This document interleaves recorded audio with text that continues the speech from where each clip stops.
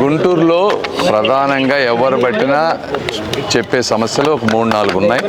ఒకటి drinking water problem, అది మొన్న వెళ్ళి చూసాం, దానికి రీజన్ ఏంటి అనేది. అదేవిధంగా రోడ్స్, డ్రైనేజీ, తర్వాత 4వది సంపూర్తిగా ఉన్నటువంటి బ్రిడ్జెస్ లేదా ఓల్డ్ బ్రిడ్జెస్ ఒక 5-6 ఉన్నాయి.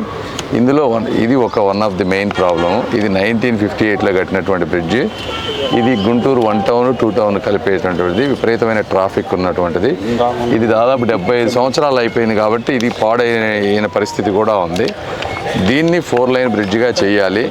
అయితే ఇంతకుముందు జయదేవ్ గారు వీళ్ళందరూ కూడా డిపిఆర్లు సబ్మిట్ చేసి ఉన్నాయి. దీనికి మెయిన్ కావాల్సింది local state land acquisition, local municipal corporation support కావాలి.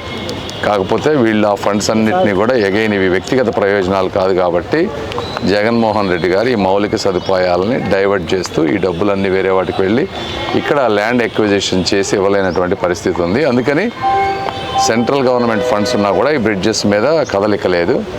రేపు తెలుగుదేశం గవర్నమెంట్ వచ్చిన తర్వాత లోకల్ గవర్నమెంట్ తోటి, కార్పొరేషన్ తోటి మాట్లాడి కొంచెం నిధులు వచ్చిన వెంటనే సెంట్రల్ గవర్నమెంట్ సపోర్ట్ తోటి ఈ బ్రిడ్జెస్ మీద ముఖ్యంగా ఈ ప్రయారిటైజ్ చేసుకొని ఇదొకటి, తర్వాత ఇంకా 2-3 ఉన్నాయి. ఈ 3 నుంచి 5 ఉన్నాయి. కనీసం 3 అన్నా కూడా ఇమీడియట్గా వర్క్ చేసే విధంగా ప్లాన్ చేస్తాం. Thank you. TDP, BJP, Janasena మిత్రపక్షాల కూటమి తరపున గుంటూరు పార్లమెంట్ సీటుకు పోటీ చేస్తున్న పెమ్మసాని చంద్రశేఖర్ గారికే ఓటు వేద్దాం. మన గుంటూరుని గెలిపించుకుందాం.